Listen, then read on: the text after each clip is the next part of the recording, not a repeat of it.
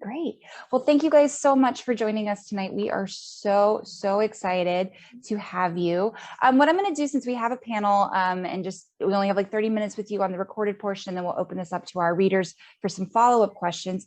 If you don't mind to get us started, tell us a little bit about yourself and what got you started writing. And I'm going to start with Sarah, and I'll just go around and call on you. My name is Sarah Sundin. I'm in Antioch, California, and I got started writing. I did not plan to do it. I was a chemistry major. I'm a pharmacist, and then I got hit with a story idea, and it wouldn't leave me alone, and I had to write it. And I started writing a really bad novel, and then another bad novel. And finally, it did take me 10 years until I was first published. So that's how I fell into it. Oh my goodness, that's so funny. Sometimes you never know when when it's going to strike for you. Yeah. All right, Jennifer, what about you? Tell us a little bit about yourself and what got you started writing.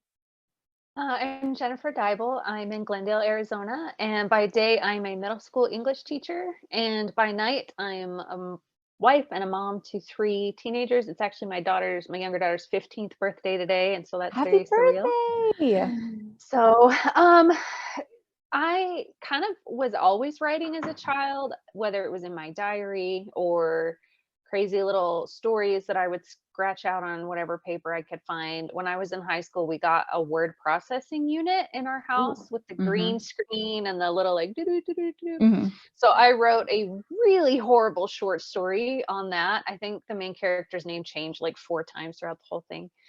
But I didn't really start officially writing until much later, when I started writing for a parenting blog, and also was just struck with the story idea. We had been living in Ireland for a couple of years and came back, and I was just sort of processing everything, and the story came to me, so I started writing it. And much like Sarah, it took gosh, 12 years for me to actually finish the story, and then another couple of years after that for it to actually get published. Oh my gosh, it's incredible. And Laura, what about you? Well, I'm Laura Frantz. I'm in Washington State, and I'm kind of a little mix of Sarah and Jennifer both. I never planned to publish, but I've been writing since I was scribbling stories about age 7. And I was raised by a reading teacher mother, so there were always tons of books in the home, and I became an avid reader. And I literally felt as a child I had run out of historical fiction books to read. Fancy that. I mean, I know they were out there, but they weren't in my little library. So I thought, I'm just going to write one. And then it just, I went on and wrote a horrendous sequel to Dances with Wolves and Gone with the Wind. And I mean, it's, only a mother could love. And then here we are today. And I'm just so grateful to be here. Thank you. Oh my goodness, that's so funny. I absolutely love the story of like, I just thought I could write it better. Like I just wanted the story that I wanted, or was not seeing what I wanted. So I put it on the page. I love that Laura had that. For Sarah and Jennifer, have you had an experience like that with either a story or a book where you were like, I wrote this because no one else was doing no one else was doing this? Jennifer. Gosh, I don't know that it was so much that no one else was doing it per se, but it was just like burning a hole inside my soul. And I just had to get it out, especially with this new story and the Claddagh ring and everything. Having spent so much time there, I just like it wouldn't let me go. So like I had to write it so I could not lose my mind. I love that, burning a hole in your soul. That really does sum it up for me too. Maybe Sarah too. She's naughty. Yeah. Yeah, absolutely. Well, that's a great segue, Jennifer. I'm sorry to keep calling on you, but to go ahead and have each of you introduce your book and tell us a little bit about it. Jennifer, go ahead and tell us a little bit more about the book and what inspired it. Okay. So my latest book just released in February. It's called The Lady of Galway Manor, and it follows Annabeth DeLacy, whose father has just been assigned as the landlord to Galway Parish in 1921. And she's actually really excited to go. She wants a fresh start. She may be running away from something that she doesn't want to do. And she's also been raised hearing about how sort of helpless and hapless the Irish are and how much help they need. And so she's very excited to go and try and help them sort of civilize themselves a little bit. Meanwhile, she gets a little bit bored because there's no British court in Ireland at the time. Well, at the time ever, really. And so she hears about this Claddagh ring, and she's like, I just have to know what this is about. And she has a very keen eye for design. Her mother asked her to help decorate their home and everything. And so she nags her father enough to set up this apprenticeship with the descendants of the original creator of the famed Claddagh ring. And so she gets matched up, apprenticed with Stephen Jennings, who is the son of the current owner of the shop. And he does not believe in love. He's sick of having to peddle this lie to all these googly-eyed lovers that come into the store and have to watch them, with him knowing so much better. Like, how could they be so silly? And he also is running from his past, and he has accepted an apprenticeship at an ironworks company in mainland Europe, but he hasn't told his father yet. He was just about to tell his father when he's introduced to Annabeth and instructed to apprentice her in all things Claddagh and jewelry making. And so it's their story of trying to reconcile what they're experiencing with each other, with all the things that they've believed about the other person's culture. And that sort of struggle of, are we going to make this work or not? Are we going to survive this? And all of that. Yeah, the stakes are high, and they're like against all the odds on that one, for sure. Absolutely. Yeah. Yeah, I love it. Sarah, what about you? Tell us a little bit about your latest release. Well, Until Leaves Fall in Paris is set in Paris, obviously, during World War II. And it involves two Americans who were in Paris. And I was really stunned when I found out there were Americans who stayed in Paris. The US was neutral. They were free to leave. And there were thousands of Americans who stayed. So that inspired this story. Lucy Gerard is a ballerina with the Paris Opera Ballet. This is her lifelong dream. And when the Nazis come, she really doesn't want to leave, because she doesn't want to leave the ballet. She doesn't want to leave her home. But then her very dear friends, who are really like mentors to her, own this English language bookstore. And they want to leave because they're Jewish, but all the money's tied up in the store. So Lucy, in an impulsive moment, buys this bookstore so that they can leave. But now she's stuck. She has to resign from the ballet so that she can run the bookstore. And now all her money is tied up in the store, so now she can't leave. And she has to figure out how to run a bookstore, which is her skill set. And over time, she is starting to learn how to run the bookstore, and she finds out the resistance is using her bookstore to pass books between messages between the leaves of her books. And so she gets involved with that and works out better methods for them to be passing out messages. So she gets herself in a little bit of trouble there. Meanwhile, Paul Aubrey is an American automaker. His wife has just died when the Germans are coming, and he wants to just take his little girl and go home. He wants to get back to the United States. But the US military convinces him to stay because his new customers are the Germans, and he'll be hearing things. And so he decides to go ahead and stay, and he's passing information from his German customers to the US military through the US embassy. But to do so, he has to look like a collaborator. He has to look like he likes the Germans and is working with them. Otherwise, they won't trust him. However, when he meets Lucy at the bookstore, he's very much enchanted by her, and his little girl is thoroughly enchanted with Lucy. But as soon as Lucy finds out that he is a collaborator, she wants nothing to do with him. But a certain little girl has other plans in mind. So, oh my gosh, I am just dying to know all about the research that you guys did for these two books. All right, Laura, tell us a little bit about A Heart Adrift. Okay, A Heart Adrift. It probably should be retitled A Heart Adrift in Chocolate, because I felt like I was swimming in chocolate as I wrote this novel. So the story opens in colonial Virginia in 1755.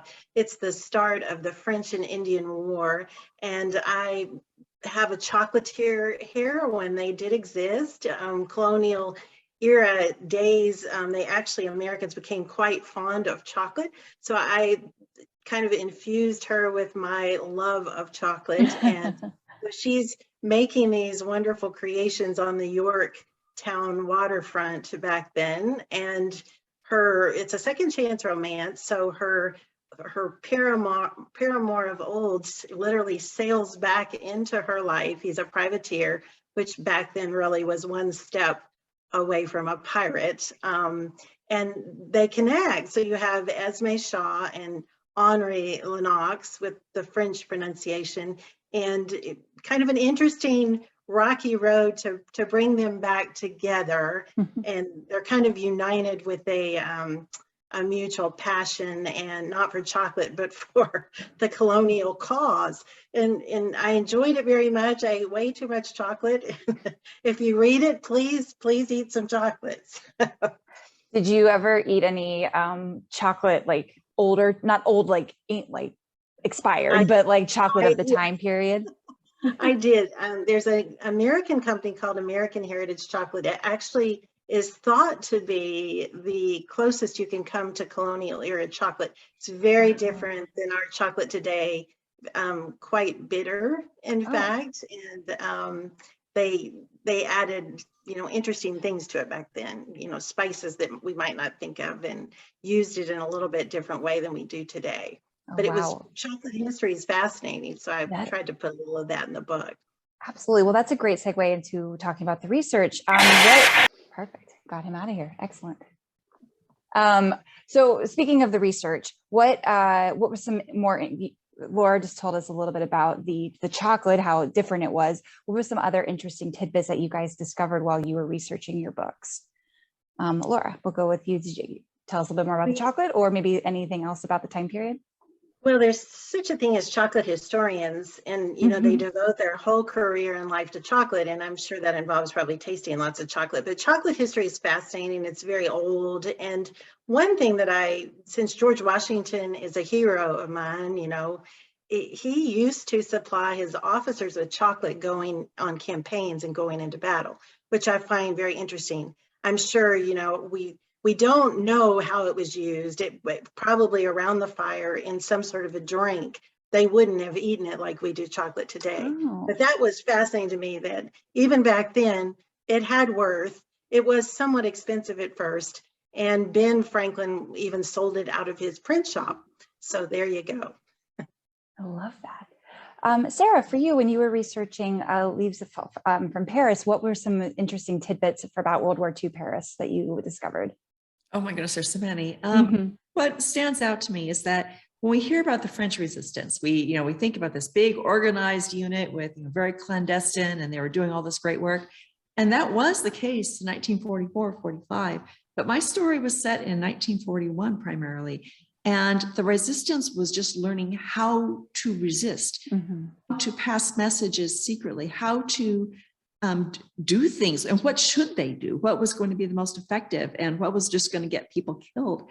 And so it was really, really interesting to learn, just to see the development of the very concept of resistance, all the different methods they used to try to hide what they were doing, from the code names and the code phrases, and how they met secretly, and some fascinating stories, heartbreaking stories, because so many of them were caught and killed.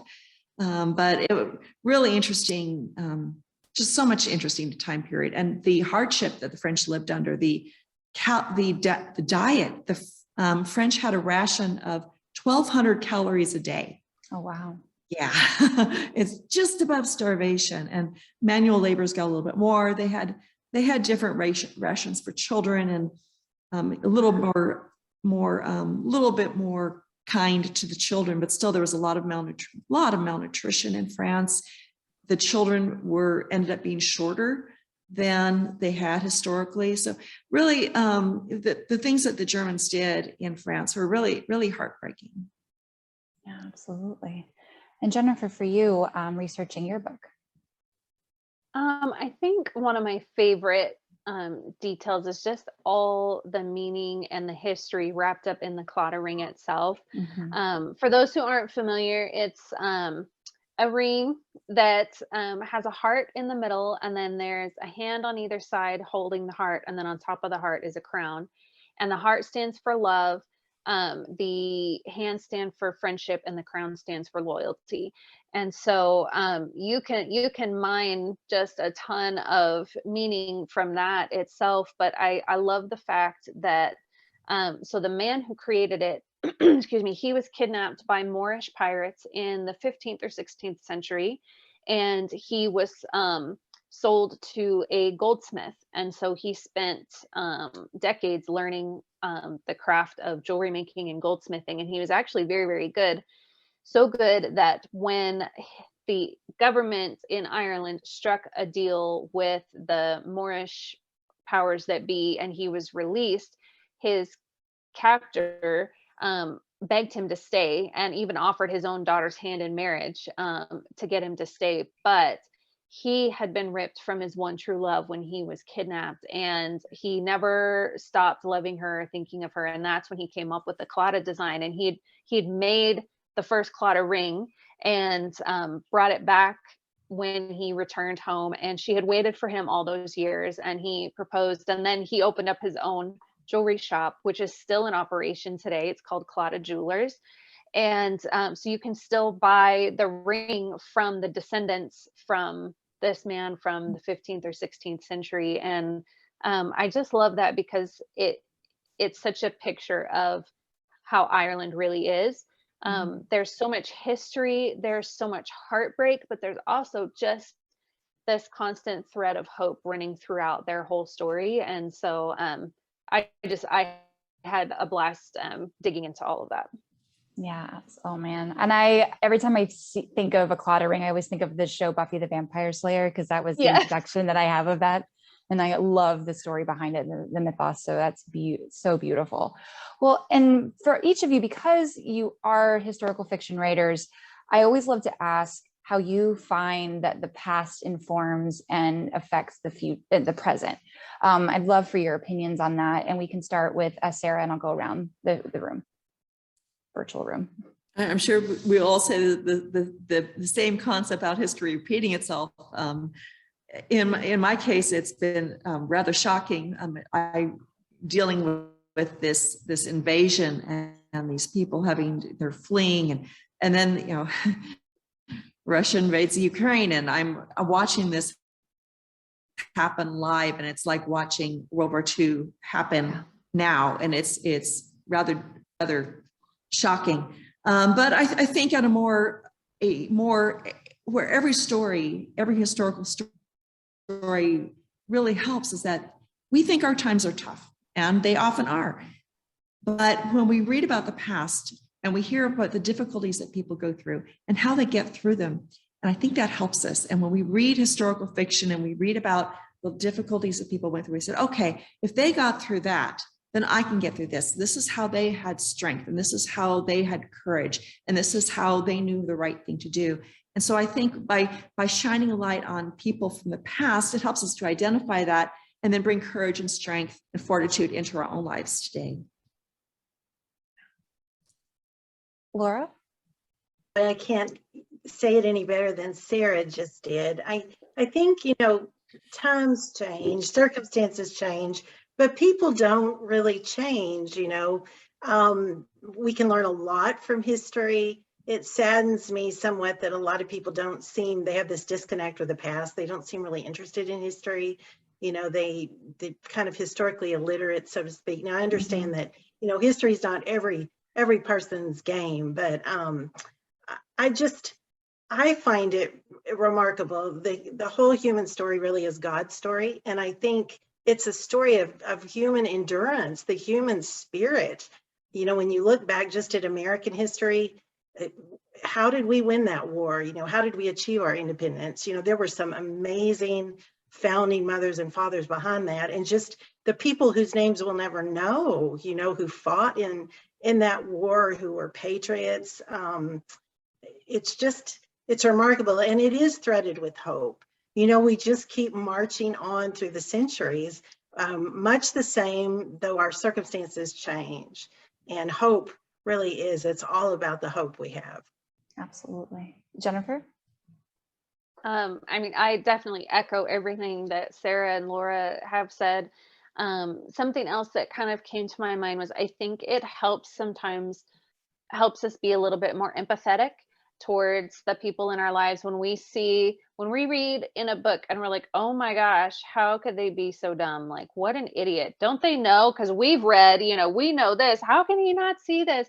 And then we find ourselves in an almost exact same situation in our own lives, and we're the ones being the idiot, or something. And it can kind of help us understand where other people are coming from.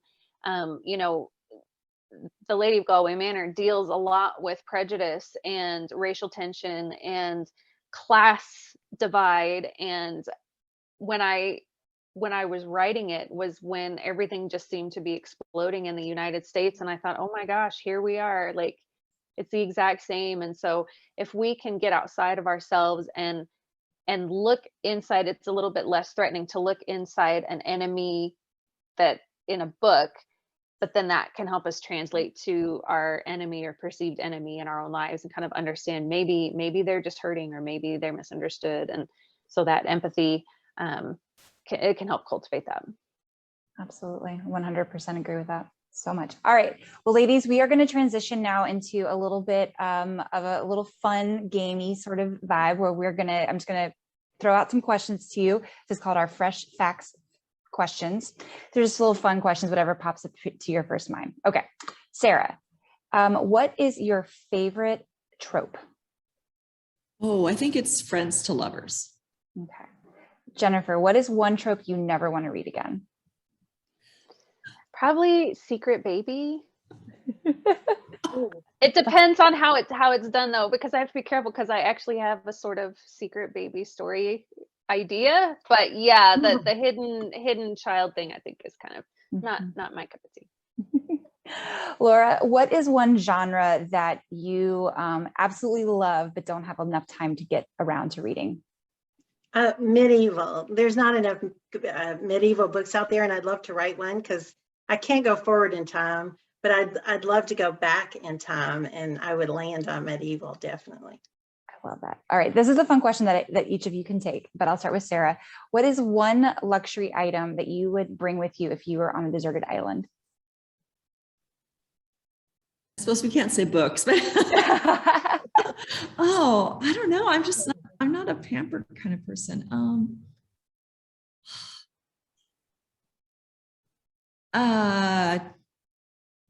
Tea.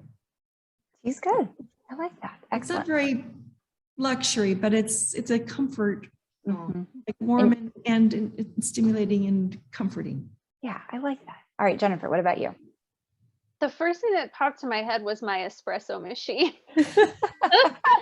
And then I thought, well, there's probably not any power on a desert island, but my husband has a hand pressed espresso maker that he keeps at his desk at work. So that would work.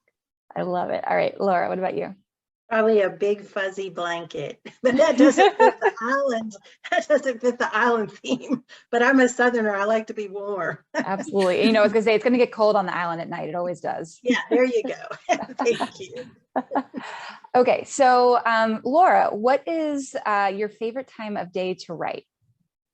Oh boy, I'm all over the place. Probably any time of day, actually, but my druthers would be probably morning because I'm a little more alert, a little more fresh.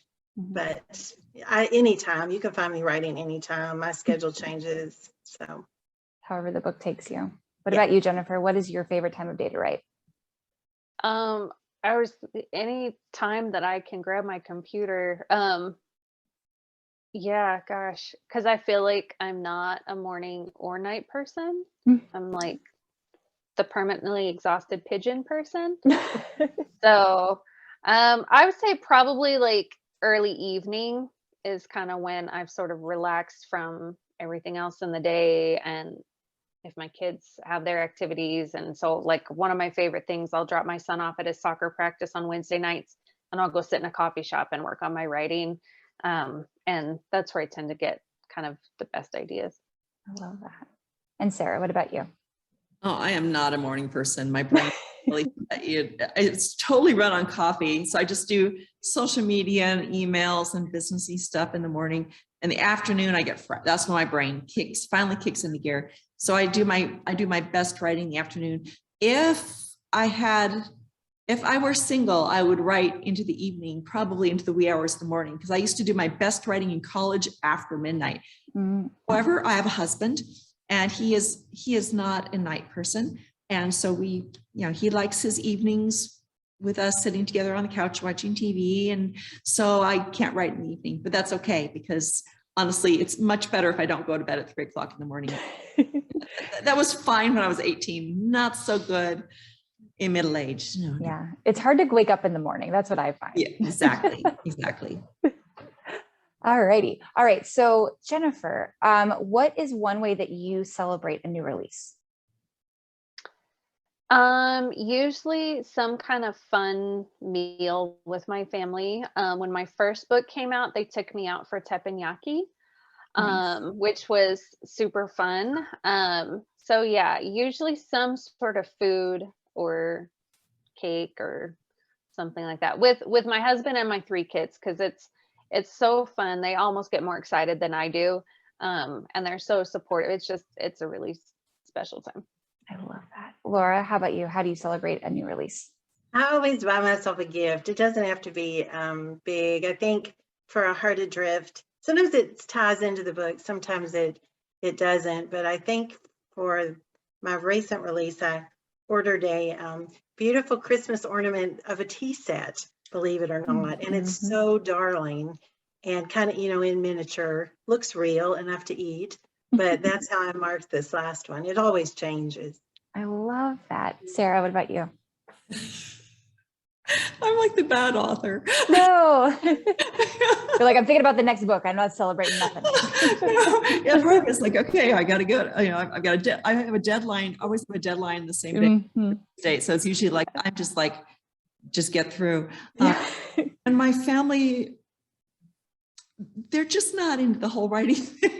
And my 3 kids are out of the house. Well, 2 of my kids are out of the house, and I have 1 at home, but they're all in their 20s. So they're like, oh, do you have another book out, Mom? Oh, that's great. Okay. So they're just really not into that. So sometimes when I really want to celebrate, I'll say, we are going out.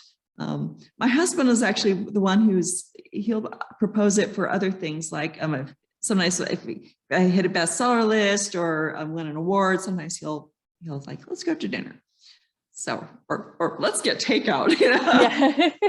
If I'm not cooking, I'm happy. So. Yeah, exactly. That's the best. It's like, I'm not cooking. I don't have to make the decision. All right. So before I turn this over to our readers, I'd love to hear what you guys have been reading, watching, and listening to recently that you would like to recommend to us, or tell us to avoid, either way. And I will start with Laura. We don't have a TV. We haven't had one for years. I just fill up all that with writing. Of course, you don't need a TV. You can use your computer, but I don't watch a lot. But I am enjoying a lot of. I was watching today because I was recently in France, a video on Versailles on YouTube, and it's just smelly Versailles. Actually, it was fascinating. And but reading, let's see, I'm reading a book about Marie Antoinette.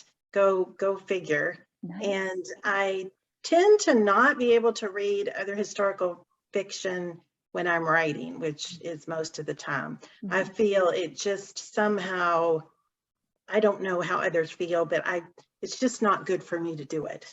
There are probably levels of reasoning there of why I don't do that. So I tend to stick to research books and biographies. I love biographies, historical figures. So. Awesome. Thank you. All right, Jennifer, what about you? What are you reading, watching, and listening to recently? I'm actually reading Laura's book right now, Heart Adrift, and I'm loving it. I'm very sad because the only time I really have to read is when I go upstairs to go to bed. And so I'm lucky if I can get a chapter in before my eyes are crossing, not because the story is so bad, but because I'm tired. So I am absolutely loving it. The chocolate bit is amazing. Henri is dreamy. So I highly recommend it. Sarah's is next on my list. I'm the same. I can't read historical when I'm writing, and I turned in book 3 the day book 2 launched. And so I had this stack of books that I collected for like, okay, I'll read this when my book is turned in, and then I always forget that there's edits and things like that. So it's a very slow process. So yes, reading that right now. Watching, my family and I are going through watching all the seasons of Shark Tank. I don't know why, but we love it. And then we also have started watching the Harry Potter movies for the first time. So we just finished Harry Potter 6, the something of the something something. I don't know. They're okay. I think if I had seen them as like a teenager or early 20s, I would have been more captivated. But I find myself going, "Yeah, the pacing, it's like they're skipping. I don't understand this," and so I'm kind of pulling it apart a little bit more than I think I would have. And then listening to, I don't really do podcasts or audiobooks unless I'm like on a long trip. But in my classroom, I have a lot of instrumental worship on because I teach middle school, and I need that Jesus in my brain, even if they don't know that's what's happening. So whatever saves them, you know. Exactly. Sarah. Well, I'm reading an arc of the Blackout Book Club by Amy Lynn Green, and it's delightful. Oh my gosh, the banter and the quirky characters, I'm just loving it. I also have a research book going. I always have a fiction and nonfiction going at the same time. So my fiction book is a thrilling military history of the invasion of the Netherlands in World War II. It's like so full of like this tank, you know, this type of tank and this type of like, it's just a lot of letters, but it's obviously for the book I'm working on now.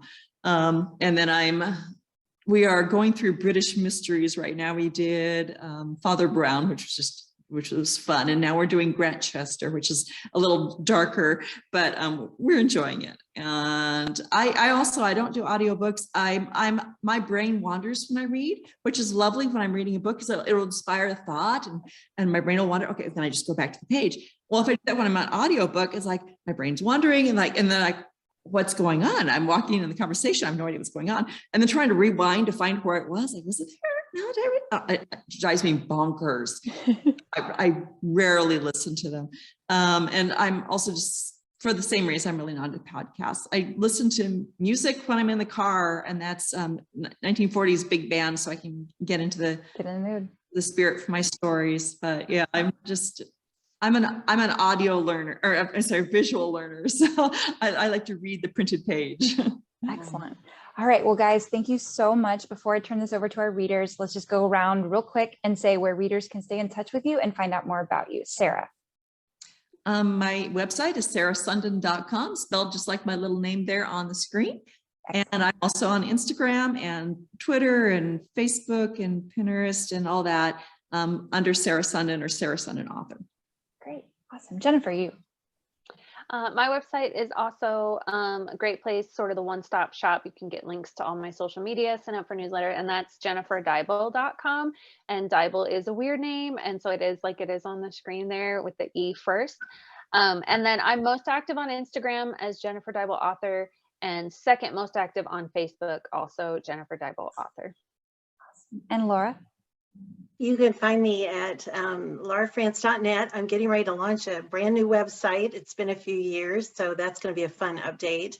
And I'm most active on Instagram. I love Instagram. Haven't mastered Reels yet, but Jennifer is really good at that. And Facebook, I'm pretty active on Facebook too, and love interacting with readers. So I'm pretty easy to find out there. Thank you. Wonderful. Well, thank you so much for joining us this evening, ladies. And we really appreciate that you're going to take a couple of questions from our readers off camera.